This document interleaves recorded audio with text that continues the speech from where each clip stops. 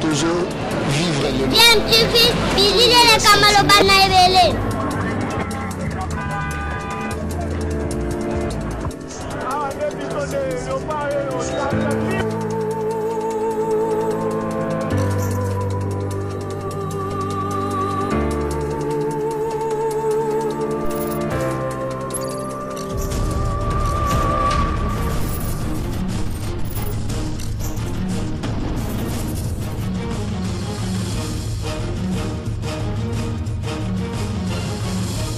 DMTV toujours en avant. Balandi ya DMTV mbote nabino esengweza ya kovanda toujours côté nabiso poto yebi ke boza ebele boza kolanda chaîne YouTube nabino DMTV. DMTV o memela kabino masolo ya actualité mais to sala kapé ba analyse na ba réflexion sur ba sujet d'actualité ba faits sociaux topé ba réalité o tozali ko vivre na mboka nabiso tambola na mokili mona makamde ka tolobaka awa na République démocratique du Congo makambo ezanga kate surtout que tozana na contexte moko particulier et pas wapi FCC bazali ko panzana bazali ko longwa bazali ko rejoindre quand il y a union sacrée pour la nation et pas wapi ezali pe ko susciter ba interrogation tozali pe suna likambo ya couvre-feu banakin baboyi yango makambo sur makambo na Kinshasa zanga kate lelo toza ko apporter bino sujet moko ezapé toujours kaka évidemment d'actualité mais avant toko kota na kati ya sujet yango boyebi kaka wa na DMTV Tomi pesa déjà devoir ya ko rappeler na bino en vous sensibilisant par rapport na maladie ya Covid-19 yangonde lukeli biso makambo ya ba couvre-feu oyo ba décréter na mboka na biso ko banda 21h kino 5h du matin pour ko lutter contre maladie ya Covid-19 nde na sengi na bino ndenge to mesala ka ko senga Tomi batela en respectant ba mesures barrières ndenge ba konti ba ibsaki na biso pour prévention ezali meilleur moyen to sala ngo pour lutter efficacement contre maladie oyo Pascal L'évêque Mukona aza kotika Kabila Kimiate azali pe kotika FCC Kimiate boyebi ke mikolo toujours na cadre ya union sacrée pour la nation chef de l'état azali ko initier ko senga na batu basangana liboke simanaye pe ko appuyer vision na ye azali nango pour que mboka ko kakotela mape tambule n'est pas normal mboka yotonda kita lokola ya biso to continuer kaka kolela ka peuple lela ka pe bande ko na biso ebelo bazali na este bakufa na mandoki bande ko na biso bazali na bamboka bakote mususu bakufa pe na nzala. Ce n'est pas normal un pays qui a la possibilité de nourrir toute sa population azala toujours kaka pauvre le lengue otozali sengela un certain moment ko beta loboko likona mesa pe ko bandela ko tambola le lengue oyo ko sala ke ensemble ya population mboka na biso ko rapé ko se retrouver na ba richesse oya mboka na biso et na kati toujours na cadre ya makambo wana boyebi ke na FCC parce que soke sengeli union sacrée ça il faut nécessairement ko zwa batu na kati FCC pour bangonde baza majoritaire na kati ya parlement et musala wana ezali ko salima to même komito na soki mingo bazali ko ya bazoya pe kaka na intérêt te to ezape batu bazoya te pour que lobi bako ishali sous président Félix Antoine Tshisekedi basali ka neti ke bakomi ya ye mais après lobi bako isu ko créer ba problème basali liboke ba créer makambo sengeli ko zala pe prudent mais en tous les cas nyonso wana eza ko créer pe ba courant ebele na kati ya FCC misusu babengami FCC progressiste misusu ba mi bengi FCC renaissance ndeba oyo wana bazali ko pesa na évêque Pascal Mukuna kanda la ndenge ko sakanate évêque Pascal Mukuna lobi batuo bazali ko loba FCC renaissance bakanga minoko na bango batika parce que comme wana renaissance eza kombo moko verrouillé maloba langate maloba Pascal Mukuna yangonde nazo proposer bino bolanda moi extrait oyo bo kaendenga lobi ensuite ozonga pour que to conclure pelisson na biso. Je rappelle que vous avez toujours kolanda chaîne YouTube na bino DMTV ndeko nanga yo mtozano na abonné s'il vous plaît ozela nini mi abonné na chaîne oyo DMTV pe activer cloche ya notification ou ko cliquer kaka sur yango ko permettre na yo on rataka souter ba prochaine vidéo to ko mettre en ligne pour na yo. Alors suivons cet extrait avec l'évêque Pascal Mukuna, ensuite nous nous retrouvons tout de suite après. Et Kabila Siliki d'ailleurs les Zakina le poro no monekata membre mo ko c'est tout autour na ye Siliki na ni même te ka solo ki na ba même so continuer ko solo pour la salle des déceptions Soumuni, kokabona 4 parties sur 5 parties. Nous disons pas nous soyons ba FCC Renaissance. Akana monoko na yatika. Oh. Non, mais bon, pourquoi faut-il la FCC Renaissance avec Pascal Bazali, FCC progressiste, FCC Renaissance, FCC nationaliste, FCC tout court. Ce qu'on a la 4, on a été boté pour la FCC Renaissance. Renaissance est un combo d'équipe. Au bango bundisi, baso continue comme il s'est télé. C'est la malo papa. Mais comment limbo là, parce que bon ça continue comme il s'est télé lo.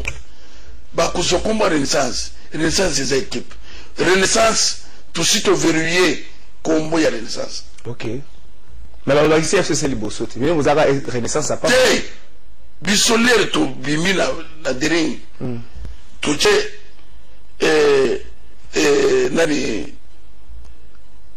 le de tche comme il y a des baboy pas ça qui verrouillé et ça qui verrouillé et varese bolon la boy c'est qui verrouillé bisopé to verrouillé et c'est Renaissance parce que le militaire c'est Renaissance et la statue musos il y a mon toiseli quelque part na ville de commerce ça sote le Renaissance pas kangié.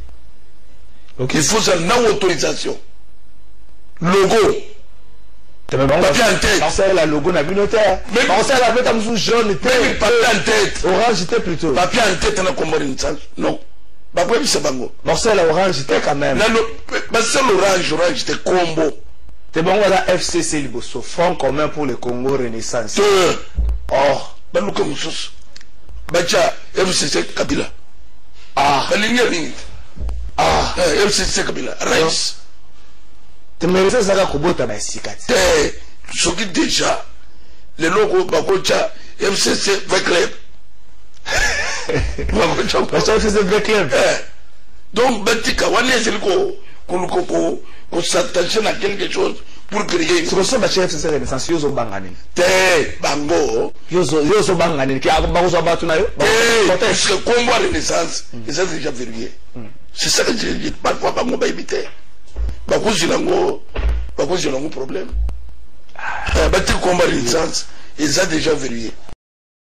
Bon, nous sommes de retour, hein, Boti Kolandawana, évêque Pascal Mokona, à Boyi na Kombo, il y a Renaissance, hein, et surtout que Kouta sous na bateau, il y a politique, bazali na camp, oyo ya zali kobondisa na cadre éveil patriotique nae Pascal Mokona à Boyi FCC Renaissance et Zala, et puis c'est vrai que quelque part il faut créer moins confusion parce que tout ça déjà na FC Renaissance, hein, équipe ya football Kombo ya lobby que ça déjà verrouillé sur quoi aboyi FCC Renaissance pèse à la bon les alliés n'ont combo ça peut différent parce que tous en a IDPS tu sais quel tous en a IDPS qui bat ça peut tous en a IDPS ya Mubake tous en a IDPS ya Bruno Chibala et ça la kanango mais mukuna ya lobby que combo na Renaissance a verrouillé mais comment qu'on verrouiller combo ya Renaissance aussi longtemps que na Afrique tous en a ba combo le la Renaissance de Berkane ou beta qui na darin club monté un peu mais Renaissance c'est ça combo na yote FC Renaissance ndé combo na yo donc football club Renaissance ndé combo na yo verrouiller Renaissance comment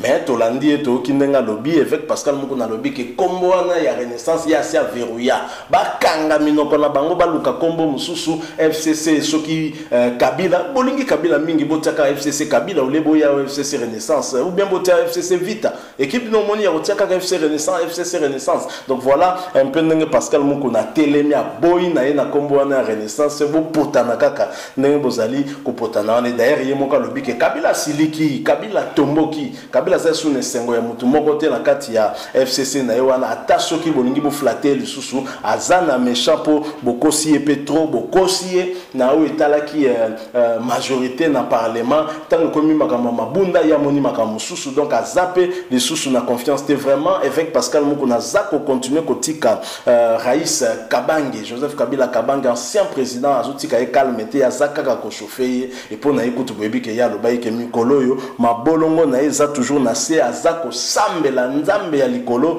pour que bakanga Kabila. Donc azo tia na yema ina monokote azako loba yango très clairement que Kabila asali mboka oyo mabe mingi. Donc voilà un peu lisolo tonga to memela bino na ebité nini kozala point de vue na bino par rapport na ba déclaration Pascal Mouko na sali par rapport na ndenga zako loba ke batu batika kombo ya Renaissance eza kombo moko verrouillé alobi d'ailleurs à l'époque na Darin Claude monté en peu tango bango balongwa ki po basala Renaissance. C'est vrai que bazwa ki dans un premier temps nanu kombo ya Imana to pe kombo ya dessin peu bazay ko mibenga ban ba Imani ya Renaissance Imana ya Renaissance donc mais et simba quitté finalement fédération et même à l'époque pe gouverneur ya ville province ya Kinshasa André Kimbuta telemela ki pe makambo wana pour que confusion ezalate. Je pense que na au finish décision n'était qui pe kimi et qui pe qui étude yango Pascal Mouko na pas sengi na batu wana pe botika pe ka kombo ya Renaissance nenge biso pe basenga biso totika kombo ya Imana bino pe botika bokoki kolata kombo ya Renaissance lolenge wana te